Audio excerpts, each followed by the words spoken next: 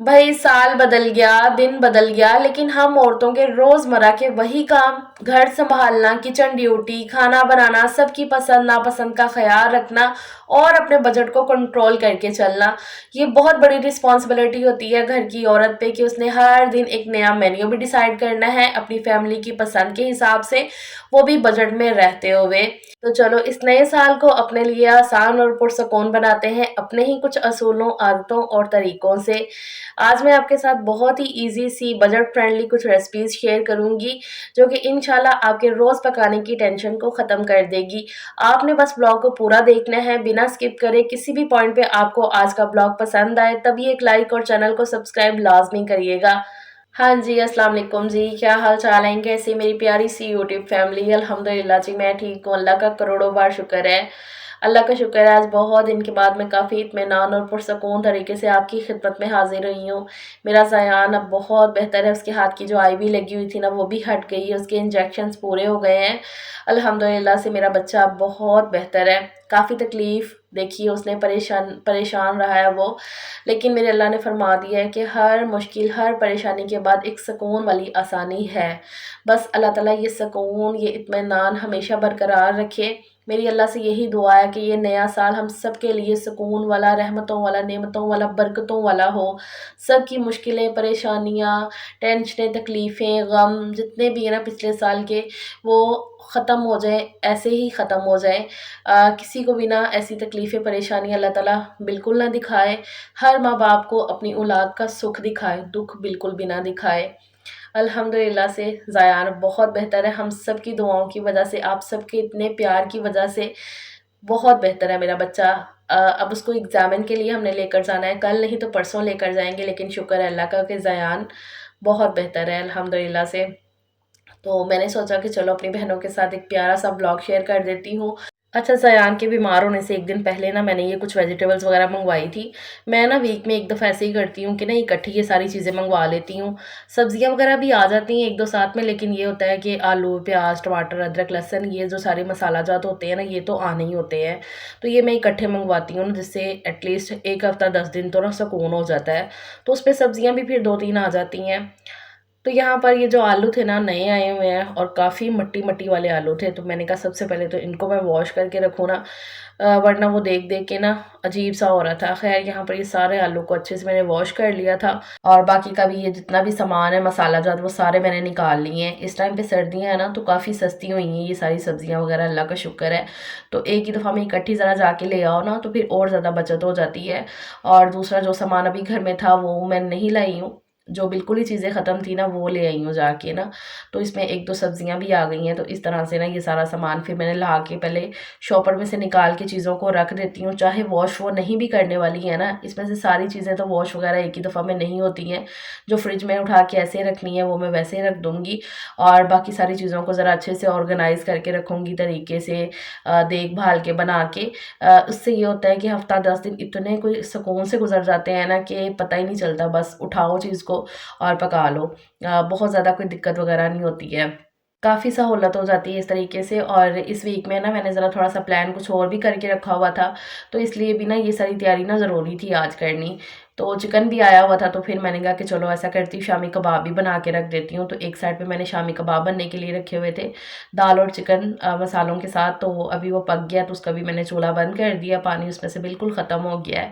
तो उसको भी अभी मैंने कहा मैं साथ-साथ कर लूँगी। अच्छा, मैंने ना ये मूँग की दाल भी भिगो के रखी हुई थी। इस दफ़ा मेरा दिल था कि मैं बड़ियाँ भी बना के रखूँगी। बड़ियाँ मुझे बहुत ज़्यादा पसंद है, बड़ियों का सालन, लेकिन ना मैं बाज़ार की बड़ियाँ बिल्कुल भी इस्तेमाल नहीं करती हूँ, वो बिल्कुल अच्छी नहीं होती हैं। तो काफ़ी दिन से मैं सोच रही थी कि बनाती हूँ, तो आज फाइनली मैंने कहा कि चलो ये भी मैं बना के रखती हूँ। क्योंकि मैं ना पूरे वीक का एक मील प्लान कर रही थी। मैं काफ़ी बिज़ी रहने वाली थी उस पूरे वीक में, बाज़ार के चक्कर लगने थे, शादी की तैयारियाँ कर रहे थे। तो फिर इसलिए ना काफ़ी बाज़ार के चक्कर लगने थे, वीक में 2-3 दफ़ा तो मुझे जाना ही पड़ना था। और आपको पता है जब बाज़ार चले जाओ, तो फिर टाइम का कोई अंदाज़ा नहीं रहता है और बाज़ार से जब घर वापस आओ ना, तो इतनी कोई हिम्मत भी नहीं होती है कि कुछ भी खाने की इतनी बड़ी कोई तैयारी की जाए, इतनी हिम्मत नहीं होती। बस ये होता है कि बस झटपट से कुछ भी बन जाए। तो मैं ये कह रही थी कि एक दफ़ा ना ज़रा वो करके रख देती हूँ, तो मैं काफ़ी रिलैक्स हो जाऊँगी। तो इसलिए मैं ये सब कर रही थी। फिर ख़ैर ज़यान की तबीयत ख़राब हो गई, तो वो तो बाज़ार वग़ैरह तो हम भूल ही गए। सोच के तो ख़ैर वही किया था, लेकिन ये है कि फिर भी काफ़ी सहूलत हो गई थी। काफ़ी काम आ गई ना ये सारी चीज़ें। अच्छा ख़ैर ये दाल को मैंने भिगो के रखा हुआ था पूरी रात से। अच्छे से अभी दोबारा से इसको मैंने वॉश कर लिया, फिर इसका पानी मैंने स्ट्रेन कर दिया और फिर इसको मैंने चॉपर में डाल के ना थोड़ा-थोड़ा डाल के तो इसको इस तरह से चॉप कर लिया है कि इसका जो है ना बिल्कुल पेस्ट नहीं ये बनी है, हल्की-सी ये दरदरी हो गई है दाल ना।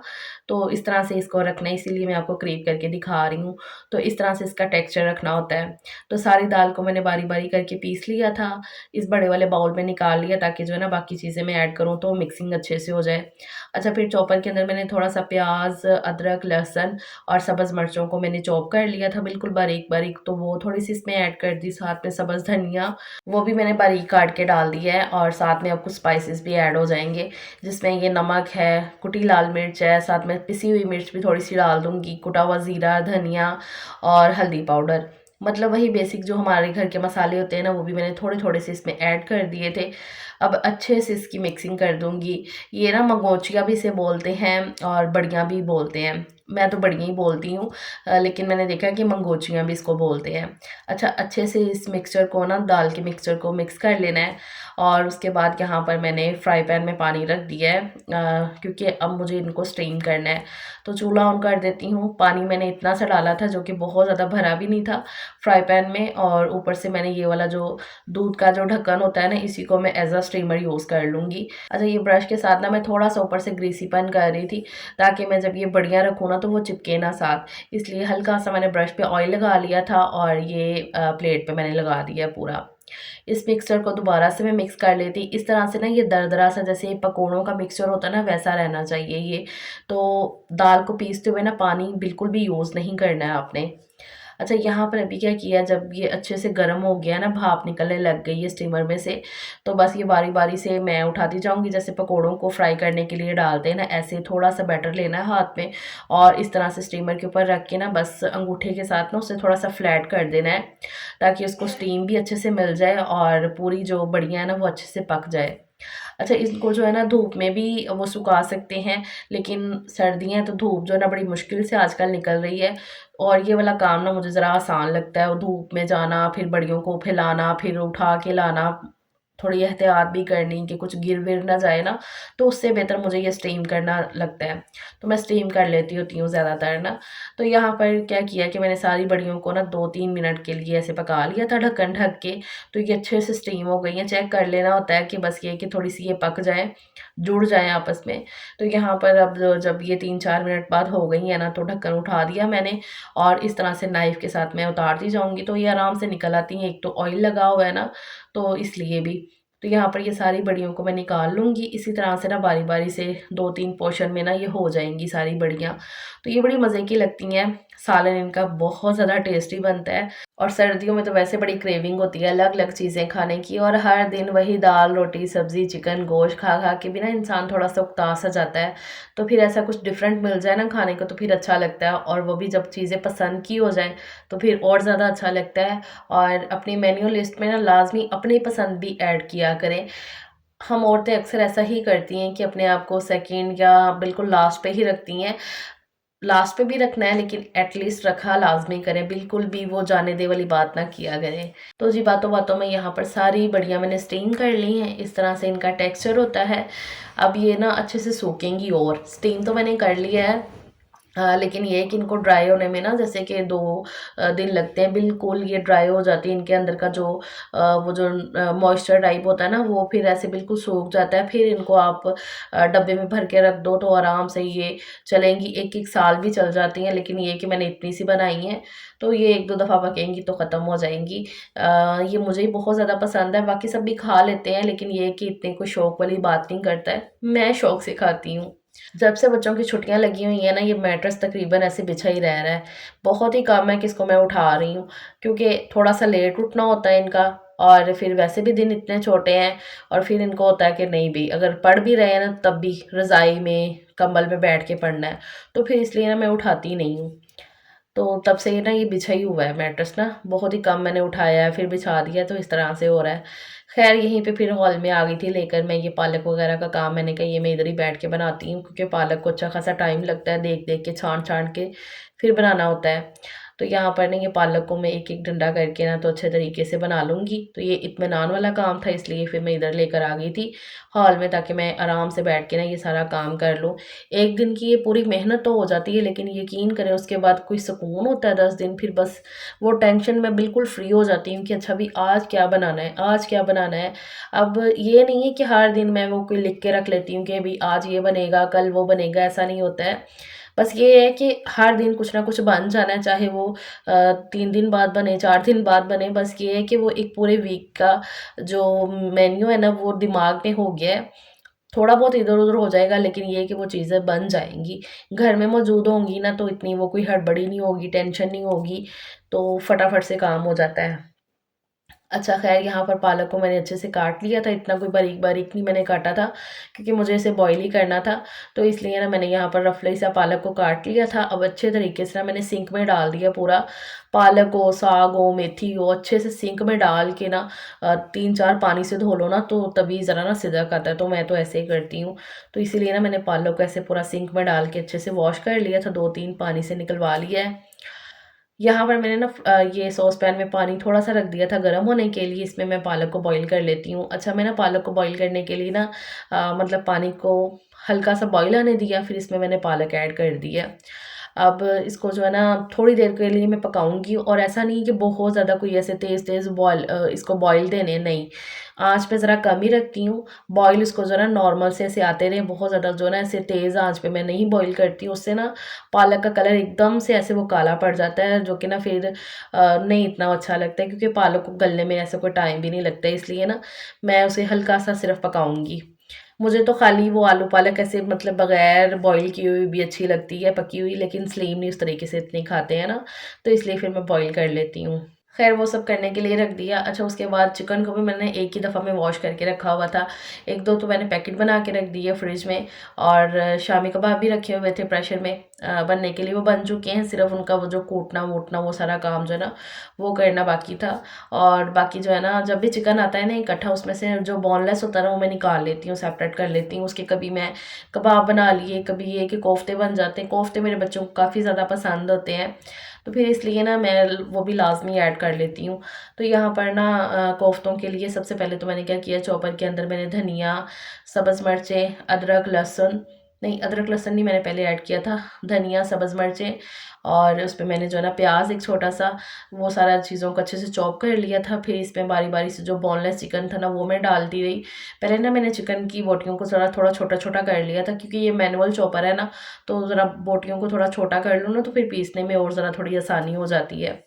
तो इसलिए फिर मैंने बारी-बारी से चिकन डाल के उसको भी चॉप किया, फिर अदरक लहसुन को एंड में डाल के, तो फिर उसमें अच्छे से जो है ना चॉप कर लिया था। फिर वो सारा मैंने अमेज़ा निकाल के रख लिया। अभी मैंने जो ना उसी चॉपर के अंदर दोबारा से 2 ब्रेड के स्लाइस, जो ऊपर वाला सबसे ब्रेड का ऊपर वाला स्लाइस होता है, जो सबसे नीचे वाला होता है ना स्लाइस, वो खाने में इतना नहीं आता, तो फिर ये होता है कि चलो बच्चों के ब्रेड क्रम्ब बना दिए, या इस तरह से कुछ ना फिर यूज़ में आ जाता है। तो वही वाले ब्रेड को ना मैंने चॉपर में चॉप कर लिया था, तो वो इसमें ऐड कर दिया इस कीमे में। इससे ये होता है कि ना बाइंडिंग बड़ी अच्छे से हो जाती है। अच्छा, ब्रेड को चॉप करके वो इसमें ऐड कर दिया, साथ में अब थोड़े से मिर्च मसाले भी मैं डाल दूँगी। लाल मिर्च पाउडर, हल्दी पाउडर, कुटी लाल मिर्च, और साथ में थोड़ा-सा जो है ना नमक ऐड कर दिया था अपने टेस्ट के हिसाब से। ज़ीरा और धनिया जो है ना कुटा हुआ वो भी मैंने डाला है। अब अच्छे से हाथों के साथ इसको मैं मिक्स कर दूँगी अच्छे तरीके से। अच्छा, मुझे कोई पूछ रहा था कि इस चॉपर के अंदर क्या चिकन हो जाता है चॉप? तो देखें जी, मैंने आपके सामने ही किया है, अच्छे तरीके से चॉप हो जाता है कीमा, बहुत ही अच्छे से बन जाता है मैनुअल चॉपर से भी। अच्छा, यहाँ पर जी मैंने ये मिक्सर को ना अच्छे से मिक्स करके ना तो इसके कोफ्ते इस तरह से बना के तैयार कर लिए हैं गोल-गोल। बड़े स्मूथ से कोफ्ते बन जाते हैं, ना ही कोई क्रैक्स आते हैं। आप देख रहे हो ना सामने, बहुत ही बढ़िया से कोफ्ते बन गए हैं। बस ये भी तैयार हो गए हैं, तो इनको भी उठा के मैं रख देती हूँ फ्रीज़र में। सारी चीज़ें जैसे-जैसे बनती जाती हैं ना, मैं उठा-उठा के ना साथ-साथ ही फ्रिज में रखती हुई जाती हूँ। तो यहाँ पर जी अब आ गई है बारी शामी कबाब की। शामी कबाब का मटीरियल अच्छे से पक गया था। इसको मैंने जो है ना उसके बाद कूट लिया था डंडे के साथ। प्रेशर के अंदर ही मैं कूट लेती हूँ, और उसके बाद इसके अंदर मैंने धनिया और सब्ज़ मिर्चें भी बारीक-बारीक काट के डाल दी थी। मिक्स करके अच्छे से इसके मैंने शामी कबाब भी तैयार करके रख लिए हैं। अच्छा, उसके बाद यहाँ पर पालक जो है ना अच्छे से बॉयल हो गई है, तो इसको मैं स्ट्रेन कर लेती हूँ। मेरी बेवकूफ़ी देखो ज़रा, मैं हाथ में स्ट्रेनर पकड़ के ना तो उसमें पानी डाल रही हूँ। मेरा हाथ जब जला है ना फिर मुझे पता चला है। खैर वो मैंने कर लिया इसको स्ट्रेन करके, फिर इसको मैंने जो ना पीस लिया था, पेस्ट बना ली थी और बस इसको भी मैंने डब्बे में डाल लिया है ठंडा करके। और शामी कबाब भी बन चुके हैं और यहाँ पर ये जो धनिया पुदीना वगैरह आया था ना, जो जो चीज़ों में यूज़ होना था तो वो तो हो गया धनिया, बाकी का मैंने साफ़ करके इकट्ठा करके ये भी मैं डब्बे में डाल के रखती हूँ। तो इस तरह से ये सारी छोटी-छोटी सी तैयारियाँ करके रख लो ना, बहुत ज़्यादा सहूलत हो जाती है और एक तरह से वो जो ना पकाने की टेंशन ही ख़त्म हो जाती है। हालाँकि बच्चों ने स्कूल तो जाना नहीं, शामी कबाब जो है ना घर में मैंने कहा कि ना जब कभी ना कुछ बनाने को दिल कर रहा हो ना, तब काम आ जाते हैं या बच्चों का कोई सब्ज़ी खाने का ना दिल कर रहा हो, हमने कोई बना ली अपनी पसंद की ना, तब भी शामी कबाब आ जाते हैं यूज़ में। और काफ़ी ज़्यादा बजट फ्रेंडली भी हैं, कोफ्ते भी बन के फ्रिज में जा चुके हैं फ्रीज़र में। सो दैट्स इट जी, ये मेरा आज का व्लॉग है। उम्मीद करती हूँ मेरी बहनों को काफ़ी पसंद आया होगा। तो फिर प्लीज़ वीडियो को लाइक लाज़मी करिएगा। अपना बहुत सा ख़्याल रखिएगा। इंशाल्लाह नेक्स्ट व्लॉग में मुलाकात होगी। अल्लाह हाफ़िज़।